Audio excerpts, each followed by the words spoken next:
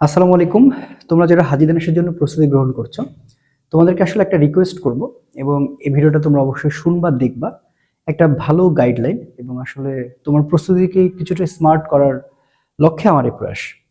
দেখো, তোমরা এই বছরের কোশ্চেন প্যাটার্নগুলো দেখছো যে আসলে গতানুগতিকভাবে কিন্তু ওইভাবে কোশ্চেনগুলো হচ্ছে না। আসলে কোন জায়গাগুলো বেশি ফল্ট করছে, আমি যদি একটু ফিজিক্সের কথাগুলো বলি। আহ, খুলনাতে তুমি গতানুগতিক হয়তো বা পাও নাই, হয়তো বা ফিজিক্স কিছুটা ভালো পেয়েছো, কেমিস্ট্রিটা খারাপ হয়েছে বা বায়োলজি খারাপ হয়ে গিয়েছে, শাস্ত্রের তো বায়োলজি কোশ্চেন বাজে হয়েছে। তো তারপরে রাজশাহী ইউনিভার্সিটিতে প্রথম শিফটে ফিজিক্সের কোশ্চেনটা ভালো ছিল, সেকেন্ড শিফটে খুবই খারাপ হয়েছে, ব্যাপারটা এরকম না।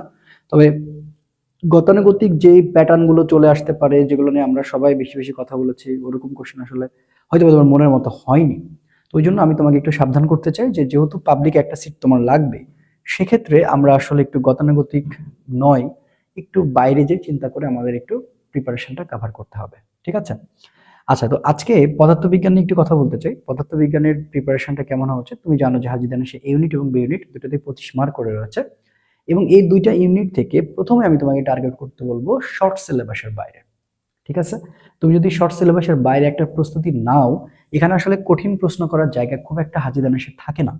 এবং কোনো ইউনিভার্সিটি যারা শর্ট সিলেবাসের বাইরে যে কোশ্চেনগুলো করেছে, সেগুলো কিন্তু কোনো কঠিন কিছু ছিল না এবং সেগুলো কিন্তু পারার মতোই।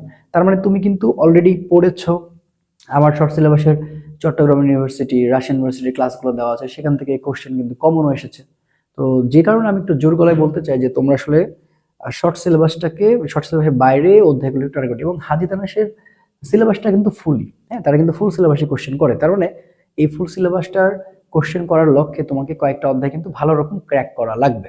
আসো আমরা যদি একটু পরিসংখ্যান দেখি, তাহলে ব্যাপারটা মনে হয় আমাদের জন্য বেশি ক্লিয়ার হয়। আচ্ছা, তো দেখো, ইউনিট শিফট 1 গতবার অর্থাৎ 24-25 সেশনে, আমি কিন্তু 24-25 সেশন নিয়ে কথা বলছি। ফার্স্ট অফ অল 24-25 সেশনে যদি আমি একটু কথা বলি, যে 24-25 সেশন, সেখানে তো কয়েকটা শিফটে পরীক্ষা হয় এবং হাজি দানেশে কিন্তু অনেক স্টুডেন্ট পরীক্ষা দেয় এবং এই ইউনিভার্সিটিটা কিন্তু প্রযুক্তির মধ্যে কিন্তু একজন অন্যতম একটা সেরা ভার্সিটি। ওকে।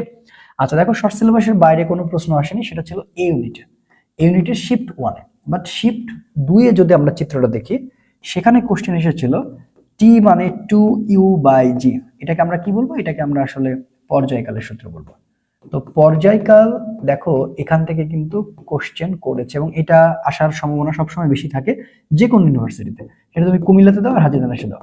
তো আমরা কিন্তু গতিবিদ্যা অধ্যায়টাকে ক্র্যাক করবোই। আচ্ছা, এবার একটা থিওরি আসছে, প্যারাচুম্বক পদার্থ নিচের কোনটি? হ্যাঁ, এটা কিন্তু আসলে যে আমরা চুম্বক ক্রিয়া যে অধ্যায়টা রয়েছে, সেখানে কিন্তু খুব ভালো মানের এই থিওরি গুলো পাওয়া যায় এবং ক্যালকুলাসের মাধ্যমে ত্বরণ, সেটা হয় যেমন রাজশাহী ইউনিভার্সিটিতে গত বছর বেগ দিয়েছিল, সো এখানে ত্বরণ দিয়েছিল। সো ত্বরণ বা বেগ, এই দুইটা জিনিস তোমাকে একটু বেশি করে দেখে যেতে হবে। আমরা একটা রিস্ক নিয়ে এই দুইটা জিনিস একটু ভালো করে দেখে যাব। আচ্ছা, এরপরে দেখো ইউনিট শিফট 3-তে আবার তারা কি করেছিল, দেখো আবারও সেম, টি মানে 2u/g, এই কোর্স মানে এই ফর্মুলা দিয়ে অঙ্কটা দিয়েছিল। এটা আর এটা একই ছিল না, বাট ফর্মুলাটা কিন্তু একই ছিল। ওকে। এরপরে দেখো, চৌম্বক ক্রিয়া থেকে কোশ্চেন করেছিল একটা, প্যারাচুম্বক কোনটা, আর তারপরে কোশ্চেন করেছিল তারা যে তড়িৎ ফ্লাক্সের একক, এটা কিন্তু চৌম্বক ক্রিয়া। সো এটা একক হচ্ছে ওয়েবার, তোমরা অবশ্যই জানো। তো এটা কিন্তু আসলে এসেছিল। এবং আবার দেখো গতিবিধি থেকে প্রশ্ন করেছে টি মানে ইউ সাইন আলফা/জি। তার মানে যে প্রাসের যে সময়টা আছে, সেটাকে আমরা V naught sine theta naught by G বলতে পারি। ঠিক আছে? এটা কিন্তু আমরা বলতে পারি। বুঝতে পেরেছো? আচ্ছা, দেখো এটা আসছে প্রাসের সময়, সেটাকে আমরা বলবো যে প্রাসের সময় 24-25 সেশনে কিন্তু এসেছে। তার মানে শিফট 3টা এবং 3টা শিফটে শর্ট সিলেবাসের বাইরে কোশ্চেন হচ্ছে, যদি আমরা একটু হিসাব করি, এখানে 3-3টা মানে 6টা কোশ্চেন, মানে 3 মার্ক কিন্তু কম কিছু নয়। ঠিক আছে? আচ্ছা, এবার আসো একটু বি ইউনিটে যদি চিত্রটা দেখি, বি ইউনিট আবার কি করেছে, এটা তো ইঞ্জিনিয়ারিং ইউনিট, জানো। দেখো সেখানে আবার জ্যামিতিক আলোক বিজ্ঞান থেকে প্রশ্ন করেছিল 24-25-এ, ক্ষমতা নির্ণয়, যে এই সূত্র থেকে 1/v1/u = 1/f। ওকে। এরপরে বন্দুকের বেগ যদি অর্ধেক হারায়, গতিবিদ্যা, দেখো আবার গতিবিদ্যা থেকে প্রশ্ন করছে, গতিবিদ্যা জয় জয়কার। আচ্ছা, এটা একটা শর্টকাট সূত্র আছে যে s2 মানে হচ্ছে s1/3, এটা দিয়ে আমরা করতে পারি। এবং টানা তারের আর তরঙ্গ যে সূত্রটা আছে, f মানে 1/2l এবং √t/m, দেখো এটা কিন্তু তরঙ্গ থেকে আসছে। তাহলে শিফট 1-এ বি ইউনিট থেকে কোশ্চেন 3টা হয়েছে। কয়টা হয়েছে? 3টা হয়েছে। এবার আসলে বি ইউনিট শিফট 2 যদি আমি যাই, আবারও দেখো তরঙ্গ থেকে আসছে f মানে n/t। খুবই সহজ একটা সূত্র, যেটা আসলে তোমাকে দেখে গেলে কিন্তু হয়ে যাবে। তো এটা একটু খালি কমন সেন্স থাকতে হবে। এবং আবার টানা তারের আর তরঙ্গ থেকে কোশ্চেন করা হয়েছে, এবং খেয়াল করো এটা হচ্ছে মোট দুইবার করা হয়েছিল, একটা হচ্ছে সম্পর্ক থেকে আসছিল, আবার একটা সরাসরি আসলে তোমার এটাতে ম্যাথ আসছিল। দেখো এখানে দুইটা কোশ্চেন ছিল, হ্যাঁ, টানাতারের আট তরঙ্গ, আবারও দেখো টানাতারের আট তরঙ্গ, মানে এই টপিকটা আমাকে দেখতেই হবে আর কি, বুঝতে পারছো? আচ্ছা, এরপরে দেখো আবার কি ল্যামডা মানে ভি বাই এফ। দেখো এটা কিন্তু খুব কঠিন কিছু না, তুমি একবার ফর্মুলাটা দেখে গেলে অঙ্কটা পেরে যাবে ইনশাল্লাহ।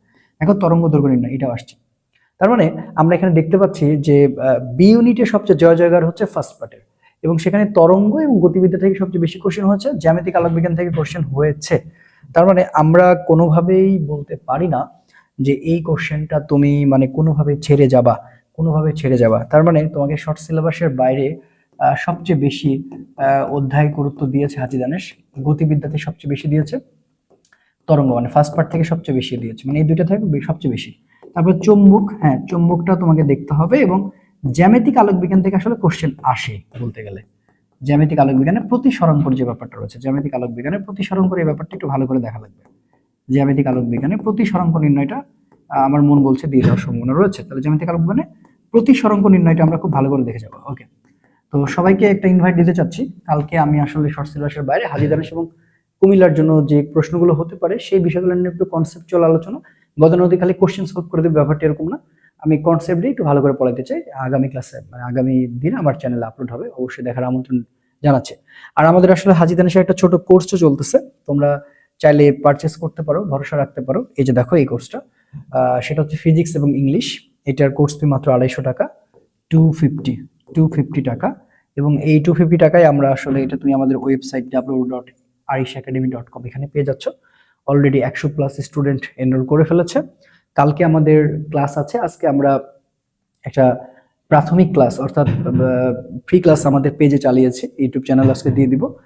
তবে আরেকটা কথা বলতে চাই যে তোমরা যারা আসলে এই 250 টাকায় কোর্সটা পারচেস করতেছো, তারা একটা ভালো রকমের একটা ম্যাথের সাপোর্ট ফ্রি পাচ্ছ, অর্থাৎ ম্যাথ পুরোপুরি হাজি দানেশের জন্য আমরা ফ্রি করে দিচ্ছি। ম্যাথের যে ক্লাসগুলো কালকে সন্ধ্যা 7টায় আপলোড হবে এবং রুটিন দিয়ে দেওয়া হবে, তুমি ম্যাথের এই অর্থাৎ জার্নিটা আমাদের সাথে ফ্রিতেই করতে পারবা কুমিল্লা এবং হাজি দানেশের জন্য।